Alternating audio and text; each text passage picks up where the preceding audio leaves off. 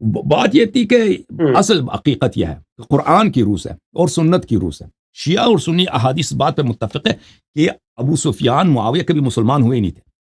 انہوں نے جو کلمہ پڑھا جھوٹ کا کلمہ پڑھا ہے وہ فتح مکہ کے وقت انہوں نے اپنی جان بچانے کے لیے کلمہ پڑھا تھا. یہ لوگوں نے اس مسلمان نہیں ہوئے تھے. یہ لوگ اپنے اسی آبائی دین پر تھے. یہ بظاہر انہوں نے کلمہ پڑھی ہے دن میں یہ کافر تھے. اور ان کے دل میں جو کینہ تھا نبی صلی اللہ علیہ وسلم کو کبھی نہیں مٹی, اور امام علی علیہ السلام کی, کیونکہ ان کو جو شکستیں ہوئے ہیں, شکست بعد شکست, بدر میں ان کو شکست ہوئی ہے, احد میں بھی ان کو شکست ہوئی ہے. اس طرح احد میں یہ پیروز نہیں ہوئے تھے, مسلمانوں کو بھی شکست ہوئی ہے, لیکن احد میں کفار کو بھی شکست ہوئی ہے. اس کے بعد غزوہ احزاب میں ان کو شکست ہوئی ہے بری طرح سے. اس کے بعد مکہ فتح ہوا. مکہ وہ شہر تھا نا کہ یہ ان کا جو ہے تجارت کا مرکز ہے, ان کے ثقافت کا مرکز ہے, ان کا آبائی شہر ہے, اور ان کا مشرکین کے لیے مقدس شہر ہے. مشرکین کا سب سے مقدس شہر کون سا تھا؟ مکہ تھا. ان کے سب خدائیں مکہ میں تھی. انہوں نے رسول صلی اللہ علیہ وسلم کو 13 سال تک انہوں نے اذیت کیا, دشمنی کی, آخر میں قتل کرتے ہیں. رسول صلی اللہ علیہ وسلم ان کی نظر میں, کفار کی نظر سے, بنی امیہ کی نظر سے فراری شخص ہے. ایک مجرم جو فرار ہوتا ہے, ان کی نظر یہ تھے کہ رات کی تاریکی میں یہ مجرم شخص جو ہمارے خداؤں کا ہتاک ہے, جو ہمارے جوانوں کو اس نے برباد کیا, بے دین کیا ہے, اور ایک جادوگر ہے, رات کی تاریکی میں ہم اس کو قتل کرتے بھاگ گیا. ان کی نظر سے اگر دیکھیں رسول اللہ صلی اللہ علیہ وسلم کیا ہیں؟ ایک مجرم شخص ہے, ایک جادوگر ہے, ایک مفسد آدمی ہے, ایک جو باپ بیٹے کے درمیان لڑائی ڈالنے والے شخص ہیں, اور یہ یہاں سے فرار ہو گئے. تو ان کے فتنے کو مٹانے کے لیے بار بار مدینے پہ حملہ کرتے ہیں, اور ہر دفعہ ان کی شکست ہوتی ہے. تو آخر میں کیا ہوتا ہے؟ آخر میں یہ ہوتا ہے کہ نبی صلی اللہ علیہ وسلم شان و شوکت کے ساتھ, اللہ کی عزت کے ساتھ مکہ فتح کر لیتے ہیں. اور خاموش ہو جائے بھائی, کون؟ اور فتح مکہ کے وقت رسول صلی اللہ علیہ وسلم اتنے پاورفل ہو چکے ہیں کہ لڑائی کی ضرورت ہی نہیں ہے. یعنی بغیر جنگ کے وہ داخل ہوتے ہیں, اور ان کے خداؤں کو, جن کے سامنے بچپن سے ابا پشت اندر پشت سے یہ سجدے کرتے تھے, نظریں دیتے تھے نا ان کے خداؤں کو, ان کو ایک ایک کر کے توڑ دیتے ہیں بھائی. یعنی ان کے لیے تو موت کی مقام ہے نا. جو کفار قریش ہے ان کے لیے تو مرنے کا موت سے بھی سختر ہے, شدید تر ہے. تو اس وقت ان کو یہ بتایا جاتا ہے کہ تم اگر کلمہ نہیں پڑھو گے تو تم سب جہنم واصل ہو جاؤ گے. ان کو پتہ ہے کلمہ نہیں پڑھیں گے تو اس وقت یہ لوگ, یہ اس کے روایات ان کے اپنے کتب تاریخ میں موجود ہے کہ ابو سفیان کو, یہ حدیث صحیح حدیث ہے, عباس نے پناہ دیا فتح مکہ کے وقت ابو سفیان کو, کہ پناہ دیا کہ میں تجھے رسول صلی اللہ علیہ وسلم کے پاس لے کے جاتا ہوں. اس کو لے کے آیا. رسول صلی اللہ علیہ وسلم نے کہا کہ تجھے اب وقت نہیں آیا کہ تو شہادت دے لا الہ الا اللہ. اس نے کہا جی ہاں, اگر کوئی اور خدا ہوتا تو میری حالت زار یہ نہ ہوتی, مجھے یقین ہے اللہ ہی ایک ہی ہے. تو کہا کہ اب شہادت دے دو کہ میں اللہ کی رسول ہوں, میں اللہ کا رسول ہوں, شہادت دے صلی اللہ علیہ وسلم. تو کیا کہا کہ اس پہ مجھے شک ہے. ابو سفیان اس پہ مجھے شک ہے. تو کیونکہ عباس نے اس کو پناہ دی تھی نا, اس کو یہ لگتا تھا کہ مجھے کوئی قتل نہیں. عباس نے کہا کہ بدبخت آدمی, شہادت دے دو, میں اپنا پناہ اٹھا دوں گا, تجھے یہیں پہ تیرا گردن کاٹا جائے گا. تو اس نے شہادت دے دیا.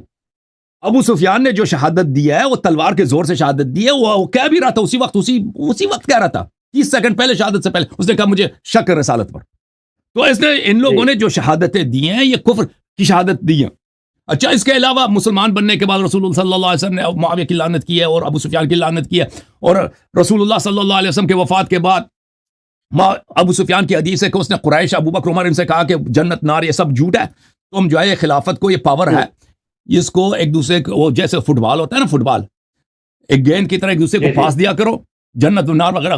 تو یہ کبھی مسلمان نہیں. اور اس کے علاوہ میرے قرآن میں بہت سارے آیات ہیں واضح طور پر, یہ اللہ تعالیٰ شروع سے مکہ سے, یعنی ہجرت سے پہلے اللہ تعالیٰ گارنٹی دے رہا تھا کہ مکہ والے کبھی مسلمان نہیں ہوں گے, ایمان نہیں لائیں گے, ٹھیک ہے نا. تو یہ قرآن کی آیات بھی ہیں, صرف حدیث نہیں ہے. تو یہ کبھی مسلمان نہیں ہوتے. تو ان عرض یہ ہے کہ دیکھیں کہ رسول صلی اللہ علیہ وسلم ان کی نظر میں کیا ہے, ایک مجرم شخص ہے, اور یہ شخص ایک مفسد شخص ہے, اختلاف ڈالنے والا شخص ہے, اور ان کے خداؤں کا ہتاک ہے. جیسے ابھی کوئی ہمارے خدا کو گالی دے دے, دیکھیں ہمارے خدا کو گالی دے, ہمارے رسول صلی اللہ علیہ وسلم کو گالی, ہمیں کتنی نفرت ہوگی. تو پھر جب یہ لوگ حملہ کرتے ہیں اس پر, ان کو شکست ہوتی ہے. شکست کیسے ہوتی ہے کہ ان کے سردار سب مر جاتے ہیں, ان کے جو قریش کے جو بنی امیہ کے جو چہیتے، ان کے بڑے اکابر تھے، لیڈر تھے، وہ سب امام علی علیہ السلام کے تلوار کے ذریعے جہنم واصل ہوتے ہیں. تو ان کے دل میں بہت حقد تھا، ان کے دل میں بڑا کینہ تھا. تو یہ کینہ کب ظاہر ہوا؟ امام علی علیہ السلام سے جنگوں میں، صفین میں. انہوں نے امام علیہ السلام سے سب لوگوں نے بیعت کی. معاویہ نے کہا میں بیعت نہیں کرتا. جھوٹا الزام لگا دیا کہ یہاں پہ عثمان کے قاتلین کو ہم بدلہ لیں گے. عثمان کا اگر کوئی قاتل ہے تم پہلے بیعت کر لو نا. امام علی علیہ السلام سے عادل زیادہ کون ہے؟ امام علی علیہ السلام سے زیادہ عادل کون ہے؟ تم مقدمہ اپنا پیش کرو، عثمان کا قاتل فلان فلان ہے. تو باہر یہ سب جھوٹ تھا. عائشہ نے بھی یہی بلند کیا کہ بھئی یہ عثمان کا قاتل.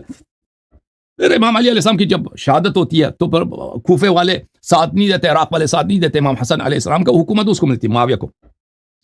تو معاویہ نے سنہ 50 میں، سنہ 50 سے پہلے اپنے بیٹے یزید کے لیے بیعت لینا شروع کر دیا.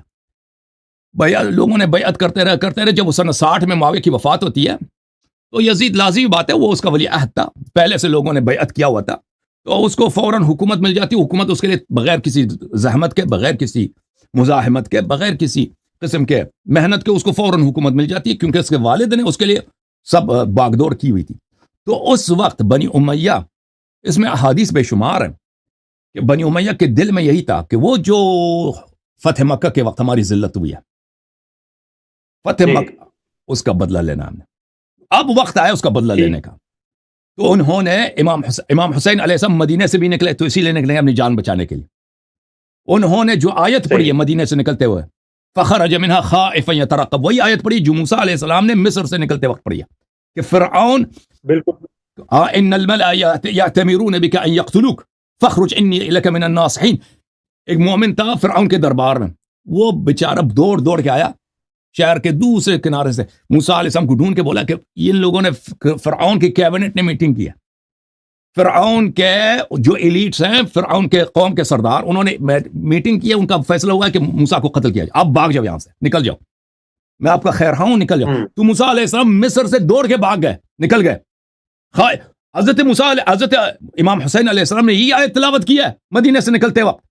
تو یہ، اور مکے میں رہے، مکے میں فوج بھیجا کے ان کو قتل کیا جائے. تو اس زمانے میں ان کے پاس کوئی نہیں تھا نصرت کے لیے، تو صرف کوفے والے ان کو نصرت کے وعدے دے رہے تھے، لیکن ان کو پتا تھا، سب لوگوں کو پتا تھا کہ یہ شہادت کے لیے جا رہے ہیں. اور امام حسین علیہ السلام مدینے سے نکلتے وقت بھی کہا کہ میں شہادت کے لیے جا رہا ہوں، مکے سے نکلتے وقت بھی شہادت. ہمیں ہر مقام پہ کہا کہ میں، روایات میں بہت ہے کہ اگر میں سوراخ میں چلا جاؤں زمین کا، یہ مجھے نکال کے قتل، میں جہاں بھی جاؤں مجھے قتل کر دیں گے. تو اصل یہ واقعہ ہوا نا کہ امام حسین علیہ السلام کی شہادت کیوں ہوئی ہے؟ امام حسین علیہ السلام کی شہادت ہوئی ہے کیونکہ وہ وہی جنگ بدر، جنگ احد کا اسی سلسلے کے کڑی تھی، فتح مکہ کا مقابلہ تھا. جی ہاں، درست، ٹھیک ہے. ثنا علی صاحب بہت شکریہ سر، پوائنٹ لوگوں تک پہنچ رہے. جھوم جاؤ، پرواز کرو، کیوں فخر سے سر اٹھا، کیونکہ اللہ تعالیٰ نے تمہیں انتخاب کیا. صراط حق پر صرف تم ہو، صراط ایمان پر صرف کیا، کیونکہ اللہ تعالیٰ نے تمہیں انتخاب کیا. صراط حق پر صرف تم ہو، صراط ایمان پر صرف